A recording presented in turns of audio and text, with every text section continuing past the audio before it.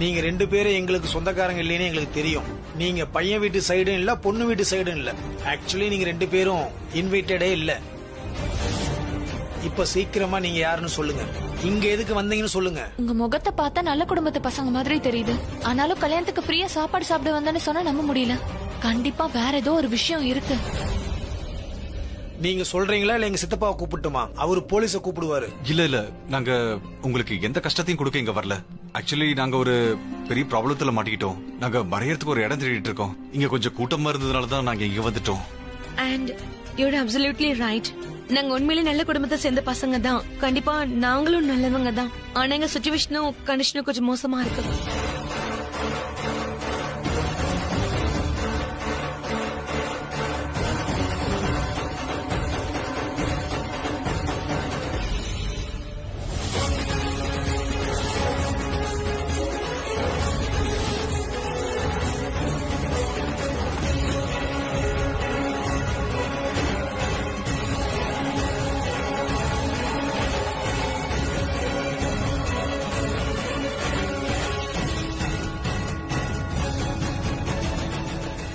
இங்க பாருங்க, நீங்க எதுக்கும் டென்ஷன் ஆகாதீங்க.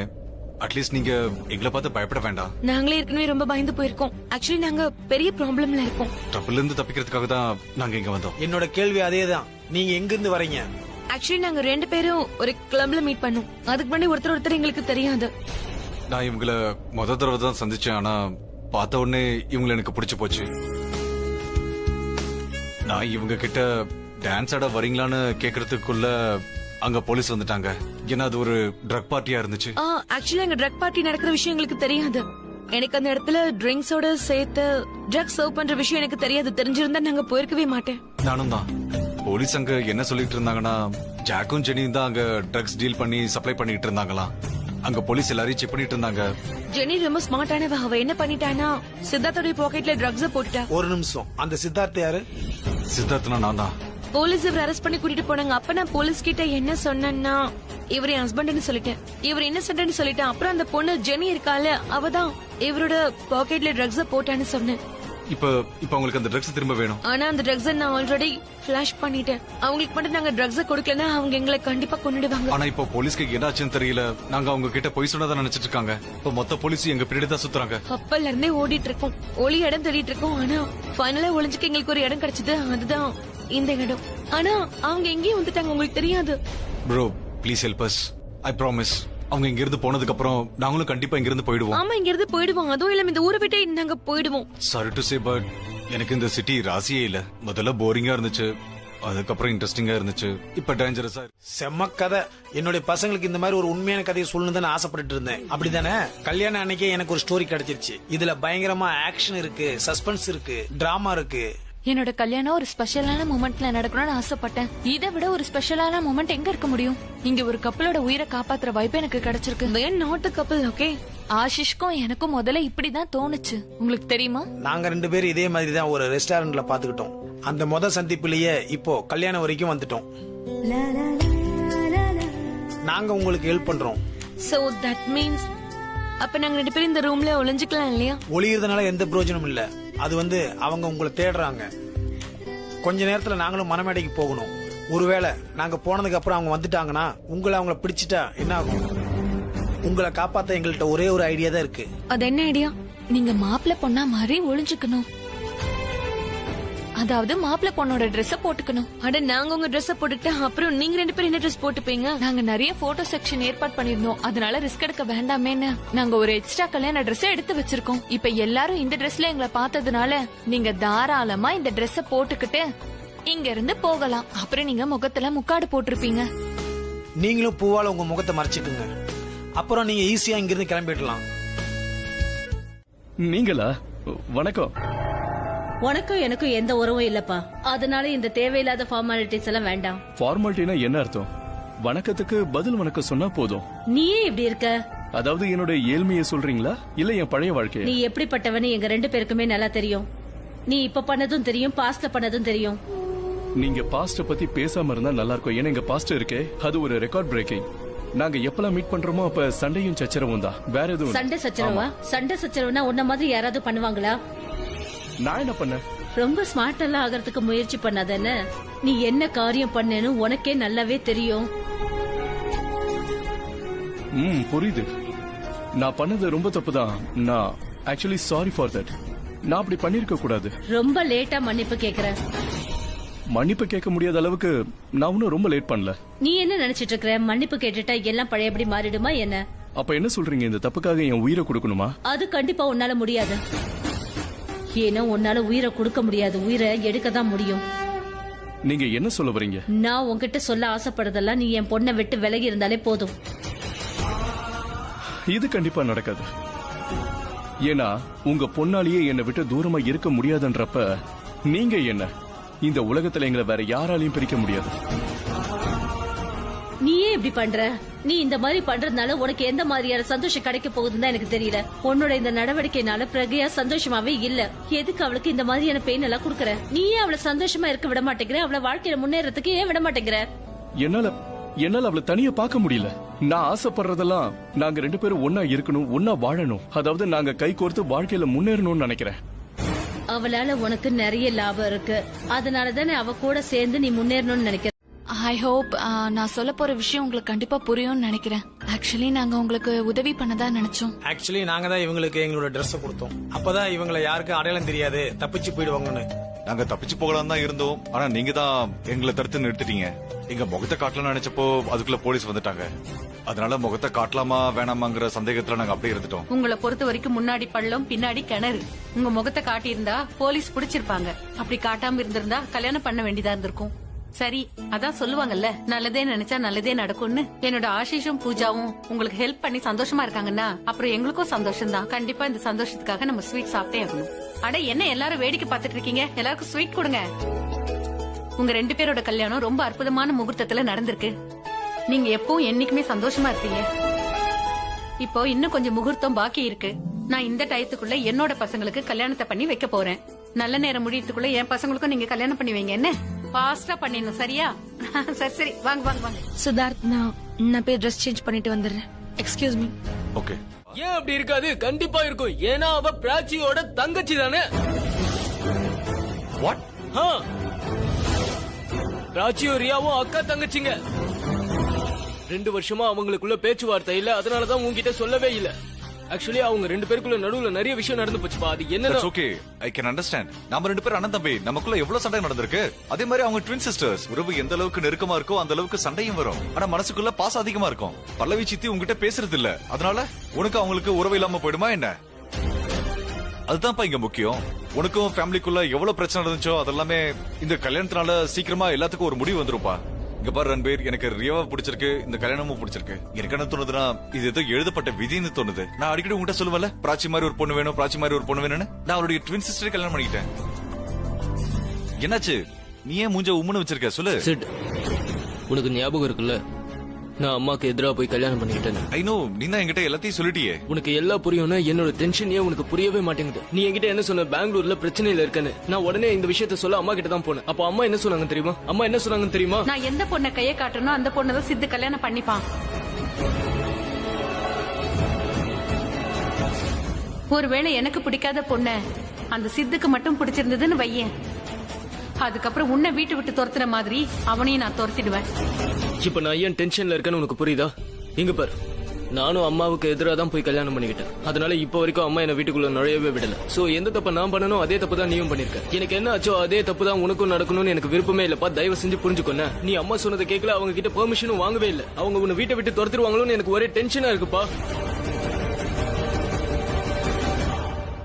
நீ சொன்னது சரிதான். நான் இதை பத்தி யோசிக்கவே இல்ல. பல விஷயத்தையும் நல்லவங்க தான். ஆனா அவங்க சொல்றது கேட்கலன்னு வையேன், அவங்க மன்னிக்க மாட்டாங்க. எக்ஸாக்ட்லி. ஒரு ஐடியா இருக்கு. அவங்க கிட்ட போய் நான் ரியாவை காதலிக்கிறேன்னு சொன்னா, இங்க பாரு, நான் பிராச்சியை எந்த அளவுக்கு காதலிக்கிறேன்னு மம்மிக்கு தெரியும். ஆனா அதனால எந்த பிரயோஜனமாவது இருக்கா? என்னால வீட்டுக்குள்ள வர முடிஞ்சதா? இல்ல. அச்சோ, அப்படின்னா இது கண்டிப்பா பெரிய பிரச்சனை தான்ப்பா. பெத்த புள்ள உன்னை மன்னிக்காதப்போ என்ன மட்டும் எப்படி மன்னிப்பாங்க? நீ தேவையில்லாம பயப்படாத. நான் கண்டிப்பா யோசிச்சு ஏதாவது நல்ல விதமா பண்றேன். நீ எந்த டென்ஷனையும் எடுத்துக்காத. ஓகே? இனி எதுவுமே நம்ம கையில இல்ல. இனி எல்லாமே பலவி சித்தி கையில தான். ஒரு வேலை பண்ணலாம். Let's go home. நீயும் பிராச்சி என் கூட அப்படியே வீட்டுக்கு வாங்க. உனக்கு என்ன பைத்தியமா? நான் பிராச்சியை கூட்டிட்டு அங்க வந்தேன் வை, உனக்கு இருக்க கொஞ்ச நெஞ்ச நல்ல பேரும் கெட்டு போயிடும்டா டேய். அப்படிலாம் இல்லப்பா, ரியாவும் பிராச்சியும் அக்கா தங்கச்சி தானே. பிராச்சி வந்து ரியாவை பத்தி நல்ல விதமா சொன்னா கண்டிப்பா சித்தி இல்ல ஏத்துப்பாங்க. இல்ல இல்ல இல்ல, கண்டிப்பா அந்த மாதிரி எல்லாம் எதுவுமே நடக்காது. நான் தான் சொல்றேன்ல, வா Please, போலாம். please, நான் சொல்றத சொன்னா கேளு. ப்ளீஸ். நான் சொல்றத கேளு. பிராச்சி மட்டும் நீ கூட கூட்டிட்டு வா, எல்லாத்தையும் அவன் ஹேண்டில் பண்ணிப்பா ப்ளீஸ். ஓ, நீ மசாஜ் பண்ணும்போது அப்படியே என் தலை இருக்கு பாரு, அப்படியே கூல் ஆயிடுது. அப்புறம் மனசு எந்த அளவுக்கு நல்லா இருக்குன்னு எனக்கு சொல்ல வார்த்தையே இல்ல. உன்னோட விரல்கள் இருக்கே, அருமையான ஃபிங்கர்ஸ். அது தலைமுடிக்கு இடையில எப்படி போகுது தெரியுமா? அது எப்படின்னா சூடான தவால வெண்ணெய் போற மாதிரி. சூப்பர். உன் கையோட இதமான சூடு தெரியுது, வேற எதுவும் தெரியல. நிஜமாவா? நிஜமாவே உன் கையில மேஜிக் இருக்கு. உன்னோட மசாஜ் முன்னாடி ரொமான்ஸ் கூட தோத்து போயிடும். உன்னோட மசாஜ்ல கிடைக்கிற சந்தோஷம் இருக்கே, அது ரொமான்ஸை விட ரொம்பவே அதிகமா இருக்கு. அப்படியா? அப்படின்னா இன்னைக்கு உங்களுக்கு ரொமான்ஸ் பண்ற மூட் இல்லல்ல? பேசாத, மசாஜ் பண்ணு. ரொமான்ஸை பத்தி நம்ம அப்புறமா யோசிக்கலாம்.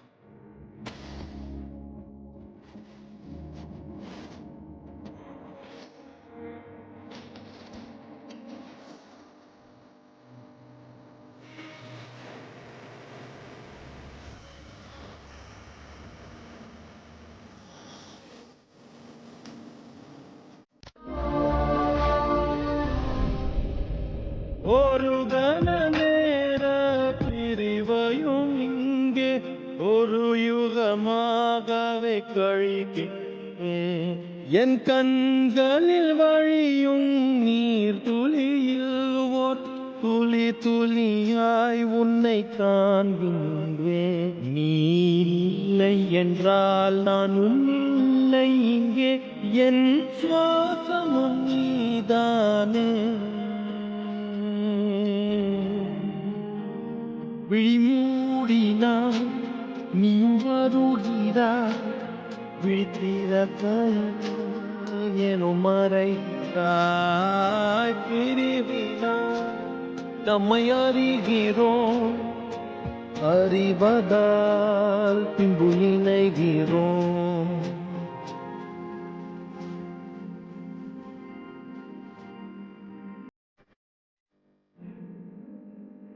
என் அன்பே,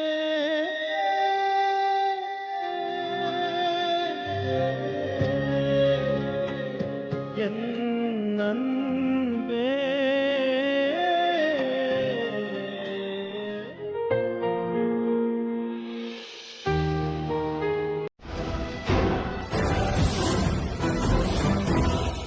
நான் எந்த பொண்ணை சூஸ் பண்றேனோ அந்த பொண்ணை தான் சித்து கல்யாணம் பண்ணிப்பான். நான் சொல்லாத பொண்ணை மட்டும் சித்து கல்யாணம் பண்ணி இந்த வீட்டுக்குள்ள வந்தான்னு வையேன், அப்புறம் உன்ன மாதிரி அவனையும் நான் இந்த வீட்டை விட்டு வெளியே அனுப்பிடுவேன்.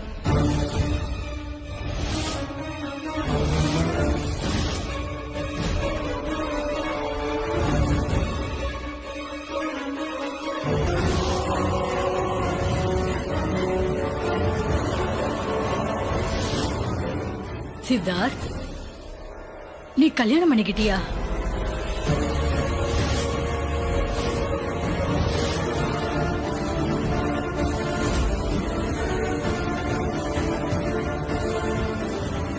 ஆமா அது வந்து சித்தி ஐ எம் சாரி, நீங்க தப்பான அட்ரஸ்க்கு வந்திருக்கீங்க.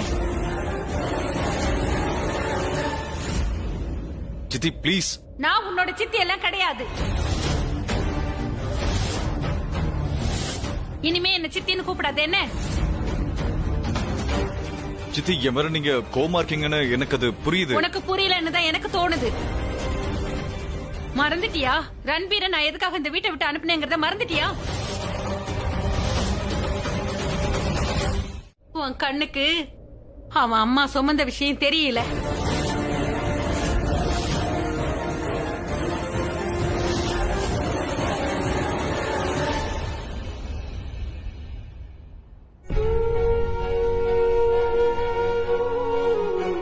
வெறும் 10 மாசம் மட்டும் இல்ல, ரன்பீர் பிறந்ததுக்கு அப்புறம் கூட பல மாசங்களுக்கு நான் ரொம்ப கஷ்டத்தை தாங்கிக்கிட்டேன். என்ன டாக்டர் வந்து ரெஸ்ட் எடுக்க தான் சொன்னாரு. ஆனா நான் ராத்திரி எல்லாம் தூங்காம கண் முழிச்சுக்கிட்டே இருப்பேன். அவனை நல்லபடியா பாத்துக்கிட்டேன். பகல் பூரா எங்க போனாலும் அவனை தூக்கிக்கிட்டே சுத்துவேன். நான் அவனோட சிரிப்பை பார்த்தேன்னா நான் என்னோட வலி எல்லாத்தையும் மறந்துடுவேன். நான் படுற கஷ்டங்களையே நான் மறந்து போயிடுவேன். ஏன்னா ரன்பீர் தான் என்னோட லைஃப்னு நான் நினைச்சேன். என்னோட சந்தோஷம் மட்டும் இல்ல, என்னோட எல்லாமே அவனாதான் இருந்தான்.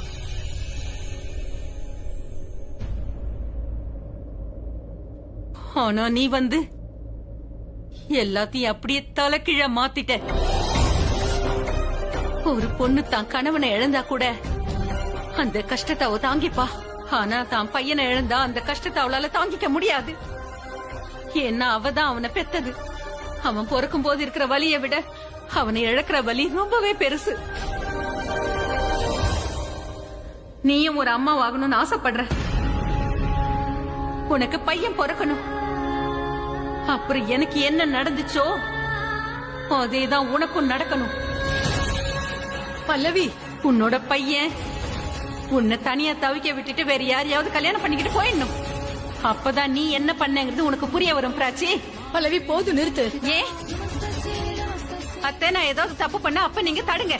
அவ மனசு கஷ்டப்படுங்கிறதுக்காக என்ன பேச வேணாம்னு சொல்லாதீங்க. இந்த மாதிரி வார்த்தையெல்லாம் நீ சொல்லக்கூடாது. நான் ஏன் சொல்லக்கூடாது? இவ ஒரு அம்மாவுக்கு வாழ்க்கை பூரா வலிய கொடுத்திருக்கா. இவளுக்கும் அது தெரியணும் இல்லையா? அந்த வலி என்னன்னு புரிஞ்சுக்கணும் இல்லையா? என் பையனுக்காக நான் பொறுத்துப்பேன். ஆனா இவ மேல எந்த அளவுக்கு எனக்கு வெறுப்பு இருக்குன்னு இவ தெரிஞ்சுக்கணும் இல்லையா? I'm sorry for everything. என்னால தெரிஞ்சோ தெரியாமலோ ஏதோ தெரிஞ்சு தெரியாம நடக்கல. எல்லாமே பக்காவா பிளான் பண்ணி தான் நீ பண்ணிருக்க. Enough mom, please. மம்மி, எனக்கு நல்லாவே தெரியும் உங்களுக்கு அவளை பிடிக்காதுன்னு எங்க எல்லாருக்குமே நல்லா தெரியும். அதுக்காக இப்படியா கூப்பிட்டு வச்சு திட்டுவீங்க? நானா கூப்பிட்டேன்? ஏன் கூட்டிட்டு வந்த? உனக்கு தெரியும் இல்லையா இவளை பார்த்தா நான் என்ன வேணாலும் பேசுவேன்னு?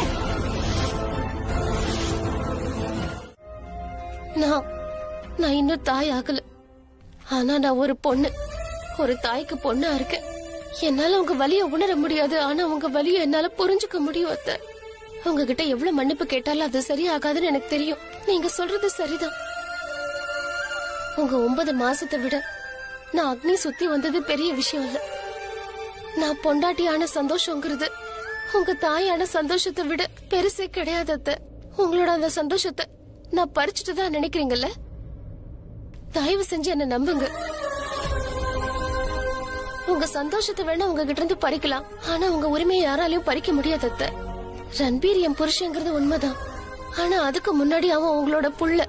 என்னை விட ரன்பீர் மேல உங்களுக்கு தான் உரிமை அதிகம். நீங்க எந்த அளவுக்கு அவன் மேல அன்பு வச்சிருக்கீங்களோ அதே அளவுக்கு ரன்பீர் உங்க மேல அன்பு வச்சிருக்கான். அவன் என் கூட தனியா ஒரு வீட்டுல இருக்கிறது உண்மைதான். ஆனா அவனோட மனசெல்லாம் இங்கதான் இருக்கு.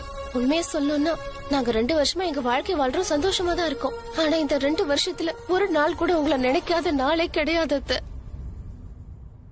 உங்களுக்கு ஒண்ணு தெரியுமா? அவன் எப்போ உங்களே தான் நினைச்சிட்டு இருப்பான். அவனோட அப்பா அவனை திட்டினது, பாட்டி கொஞ்சினது, உங்க கையால சாப்பிட்டது எல்லாம் தான் நினைச்சுக்கிட்டு இருப்பான்.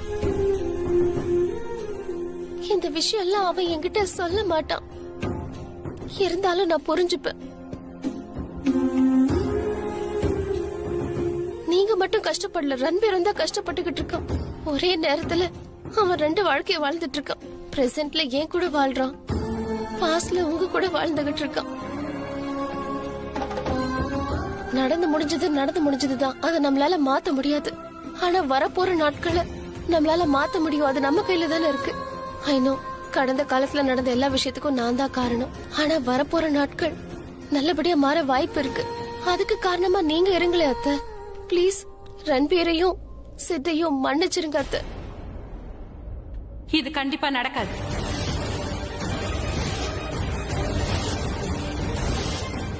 நீ எவ்வளவு வேணாலும் இனிமையா பேசு. என்ன நீ ரொம்ப அப்பாவியா நல்ல குடும்ப பொண்ணாவோ நடந்துக்கோ, பரவாயில்ல. ஆனா என்னோட பார்வையில என்னைக்குமே உன்னோட இமேஜ் மாற போறதே இல்ல.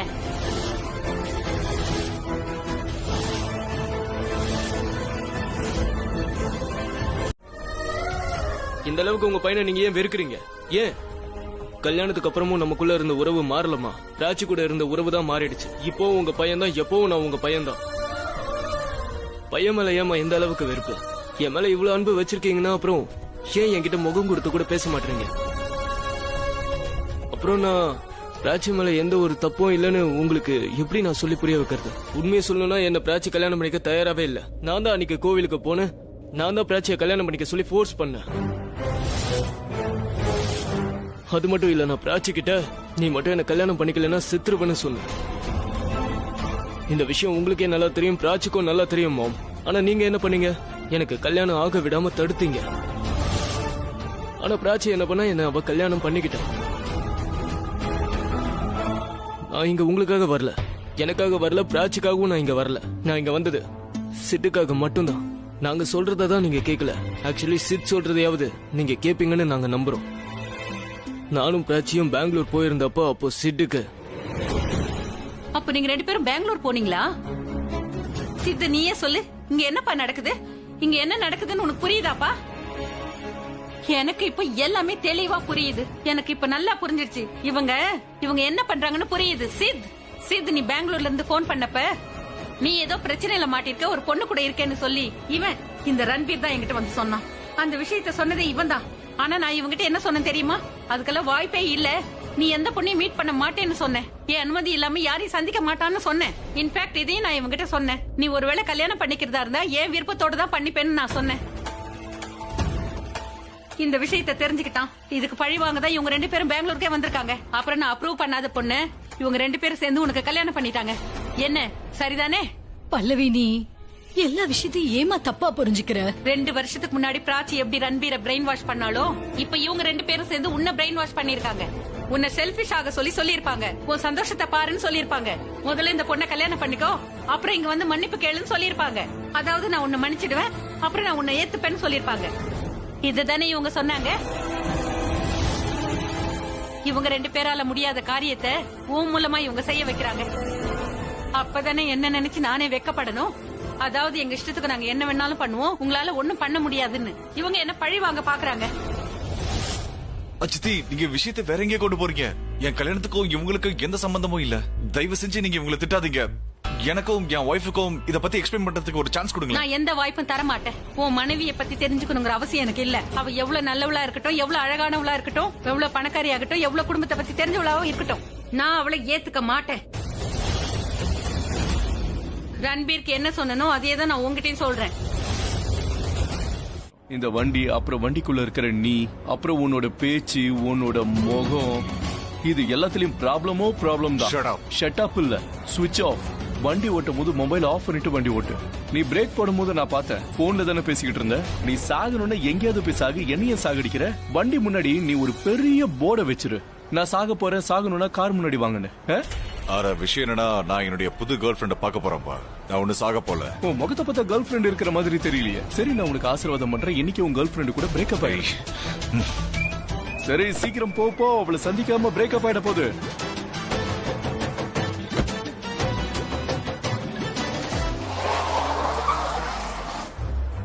நான் டியூட்டில இல்ல, இல்லனா அவனுக்கு நான் ஃபைன் போட்டிருப்பேன். டியூட்டில இருந்தானா அவனுக்கு சல்யூட் அடிச்சிருப்பேன். பெருசா ஃபைன் போட வந்துட்டேன். அட, நீ குடிச்சிருந்தாலும் அவனை போய் விட்டுட்ட, காதுலயே உன்னை விட்டுருக்க வேண்டியதானே. குடிச்சதுனாலதான் அவனை போக விட்ட. சண்டை போட்டு போதையை இறக்கிப்பாங்களா? அதுக்காக நீ இவ்வளவு திட்டு வாங்குவேன்னு? அட, இவன் மட்டுமா, மொத்த உலகமும் என்ன திட்டிட்டு தான் இருக்கு. எல்லாருக்கும் நான் தப்பானவனா தெரியல. அதுக்கு நான் என்ன பண்றது? காதால கேக்குற விஷயம் மனசுக்குள்ள வரக்கூடாதுன்னு தான் நான் குடிக்கிறேன். குடிச்சுக்கிட்டே இருந்தாலும் நான் தெளிவா இருக்கேன்ல.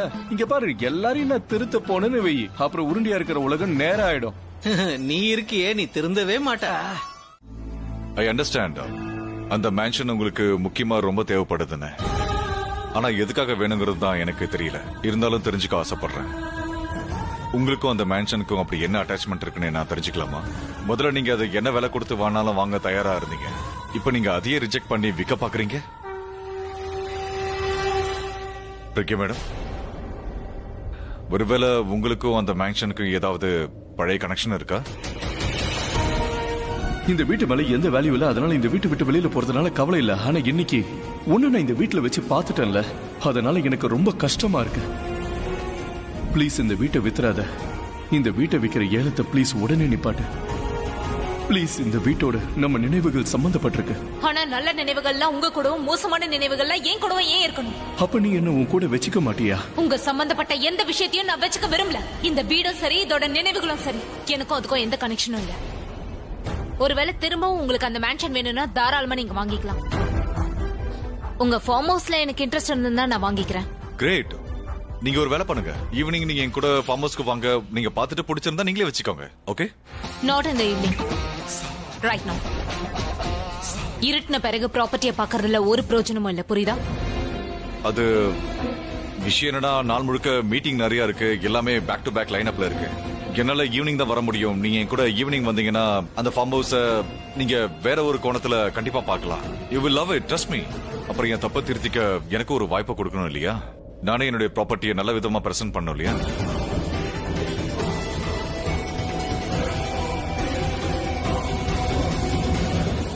ஃபைன். அதே மாதிரி நீங்களும் இந்த வீட்டுக்குள்ள வராம திரும்பிதான் போகணும். அவங்க 2 பேரும் என்ன கஷ்டத்தை கொடுத்தாங்களோ அதே கஷ்டத்தை தான் நீயும் கொடுத்திருக்கறியா? பாட்டி, இதுல ரியா தப்பு என்ன இருக்கு சொல்லுங்க. அப்ப பல்லவியோட தப்பு என்னன்னு சொல்லுப்பா.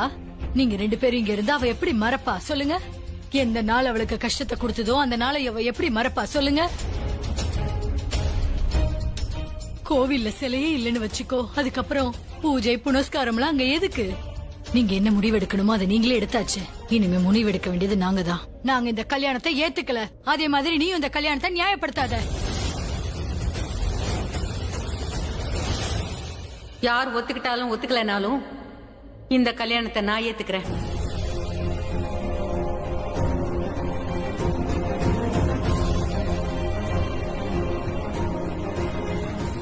ரியா சித்தோட கல்யாணத்தை நான் ஏத்துக்கிறேன்.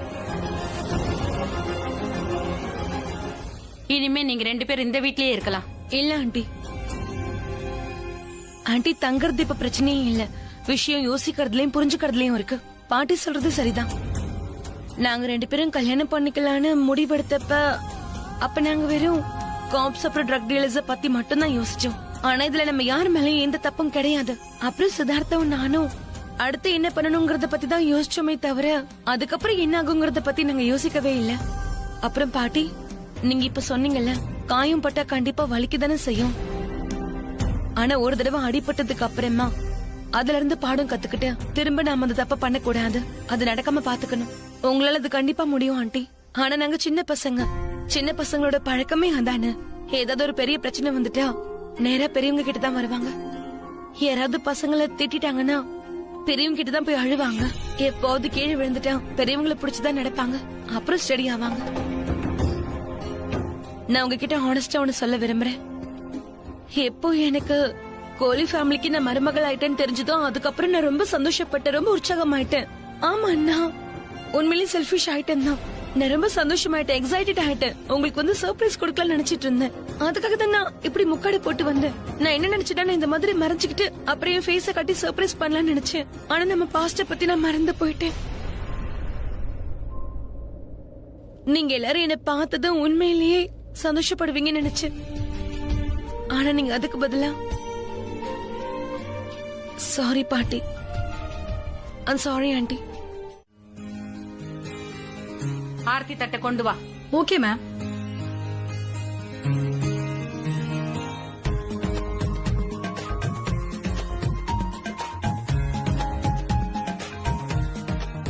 வீட்டுக்குள்ள வர்றதுக்கான பர்மிஷன் தான் கிடைச்சிருச்சு இல்லையா? ஆசீர்வாதம் வாங்க மாட்டீங்களா?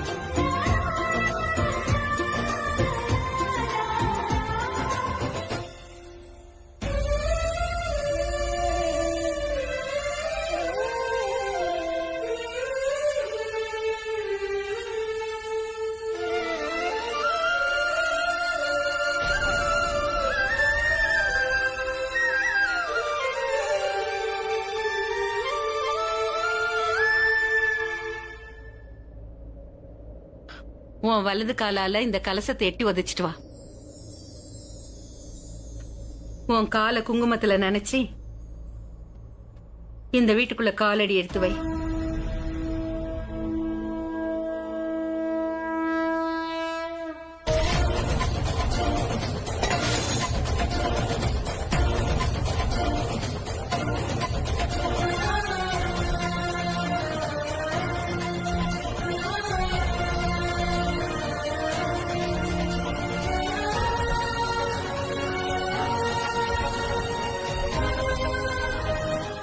ஆனா உங்ககிட்ட இருந்து நிறைய கத்துக்கிட்டேன்.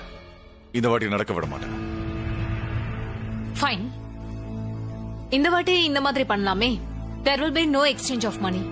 நீங்க அந்த மேன்ஷனுக்கு பதிலா எனக்கு இந்த ஃபார்ம் ஹவுஸ் கொடுத்துருங்க. Okay, great. That's good. Fine, the deal is done. அட, இப்படி டீல் ஓகேனா அது என்னன்னா இவ்வளவு பெரிய டீல முடிக்க போறோம். ஆளுக்கு ஒரு ட்ரிங்க் எடுத்து சேஸ் பண்ணி செலிப்ரேட் பண்ணலாமே. I don't drink. இத மட்டும் தான் என்னால கண்ட்ரோல் பண்ண முடியல. ட்ரிங்க் பண்ணா நான் அன்கண்ட்ரோலபிளா ஆயிடுறேன். அட பிரியா மேடம், ட்ரிங்க்ஸ்ல எதுக்கு ஹாட் ட்ரிங்க்ஸ் இருக்கணும்? சாஃப்ட் ட்ரிங்க்ஸ் கூட இருக்கலாம்ல. என்ன சொல்றீங்க? இங்க பாருங்க, நம்மளுடைய முதல் சந்திப்பு இருக்கு இல்லையா, அது ரொம்பவே மோசமான ஒரு சந்திப்பா இருந்துச்சு. டீல் ஓகே ஆச்சு, அதுக்கப்புறம் கன்ஃபியூஷன் ஆச்சு, எனக்கு லாஸ் ஆச்சு. இருந்தாலும் நான் தப்பா எடுத்துக்கவே இல்லை. ஏன்னா உங்ககிட்ட இருந்து நிறைய விஷயம் கத்துக்கிட்டேன். அதுக்கப்புறம் என் மேல நீங்க திருட்டு பட்ட கட்டினீங்க, அப்ப கூட எனக்கு உங்க மேல கோவமே வரல. அப்புறம் என்ன கேட்காம கொள்ளாமலேயே அந்த பங்களாவை நீங்க ஏலத்துக்கு விட்டீங்க. சோ ஏதோ ஒரு விதத்துல நமக்கு எதிராவே எல்லாமே தப்பு தப்பா நடக்குது. So just make it up. நாம எதுக்கு இந்த டீல ஒரு நல்ல விதத்துல